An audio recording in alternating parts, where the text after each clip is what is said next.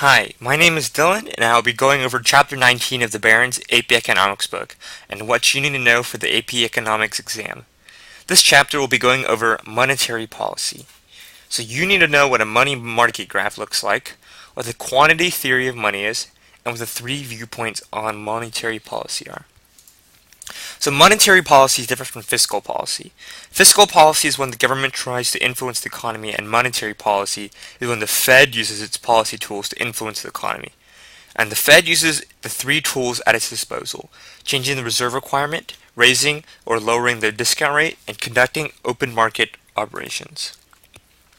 When understanding the money supply of America, it's important to know what the quantity theory of money is.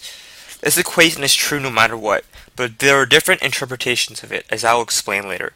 This equation shows that money supply times the velocity of money is equal to the price level times the quantity of all goods sold. The velocity of money is how fast money is being moved around, and quantity is just real GDP. The classical view of economics states that monetary policy, like fiscal policy, is ineffective. The core of monetary policy is to increase aggregate demand. However, in the classical view, any increase in aggregate demand will be met by no change in output and only an increase in inflation, because the supply curve is vertical. Classicists believe that velocity and quantity are always constant in the quantity theory of money, so an increase in money supply will be met with a direct change in price. However, this is flawed logic, as the velocity of money has been proven over time to fluctuate. Monetarists believe that monetary policy is very powerful.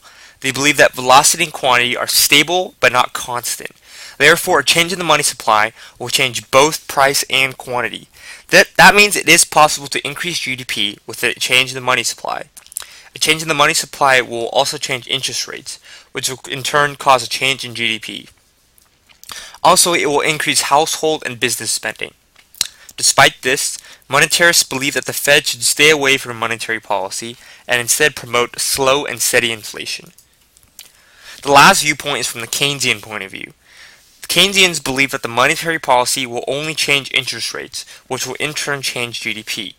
Keynesians believe that increase in the money supply will lower interest rates because there is now more money to lend. In turn, the lower interest rates will stimulate spending and increase AD by a small amount. So now you need to know what a money market graph looks like. This graph shows what happens to the economy when the Fed engages in monetary policy. So the right here is just a regular aggregate demand, aggregate supply graph. On the left is the money market graph. So this is different from the loanable funds, because unlike the loanable funds graph where the supply is upsloping, the supply in the loanable fund in the money market graph is perfectly vertical. This is because loanable funds are the amount of money people are willing to lend. This graph here, the money market graph, instead shows the entire money supply of America, every single dollar, and it's vertical because it's fixed at a certain number, and the Fed decides what that is.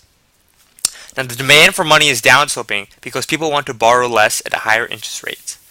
And so let's say the economy is currently at a recession and the Fed wants to stimulate the economy.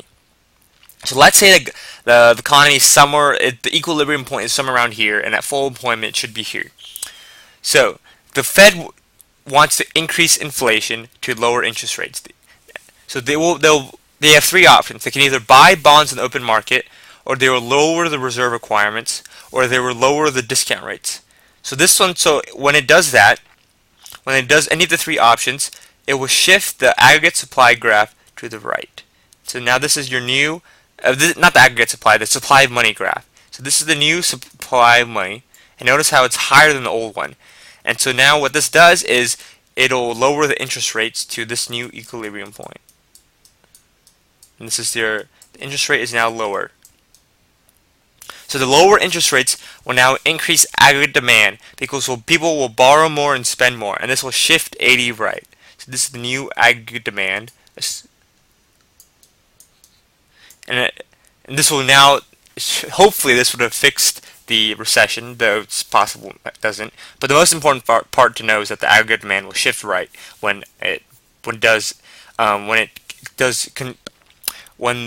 Fed decides to try to increase the money supply. Now, if the economy is moving too fast, the Fed will do the opposite, to decrease AD and to slow down the economy. What this means, if the Fed wants to slow down the economy, they will either sell bonds in the open market, they will raise reserve requirements, or they will raise interest rates, and this will shift AD left and slow down the economy. That's it for this video. Thank you for watching. I hope you learned something from this video.